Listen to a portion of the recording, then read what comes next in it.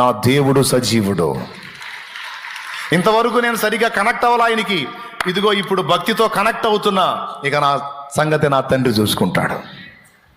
అది రోషం కలిగిన మాట. ఇంతవరకు పైన ఉన్నా, ఇప్పుడు సరిగ్గా లింక్ అవుతా, తర్వాత సంగతి ఆయన చూసుకుంటాడు. దేవునికి ఎక్కువగా అనుబంధం ఏర్పరచుకునే కొద్దీ, దేవునితో సంబంధం లోతయ్యే కొద్దీ, భక్తి డెప్త్లోకి వెళ్ళే కొద్దీ నెంబర్ 1 ధైర్యం, నెంబర్ 2 విశ్రాంతి, నెంబర్ 3 సిగ్గును లక్ష్య పెట్టాడు. ఎలుగెత్తి యేసును గూర్చి చెప్పడానికి సిగ్గుపడడం. నేను క్రైస్తవుణ్ణి, నేను క్రీస్తు అనుచరుణ్ణి, నేను యేసుకు శిష్యుణ్ణని చెప్పుకోవడానికి సిగ్గుపడ్డాం. అంతేకాదు నలుగురు అవమానపరిస్తే అవమానాన్ని కూడా లక్ష్య పెట్టడు.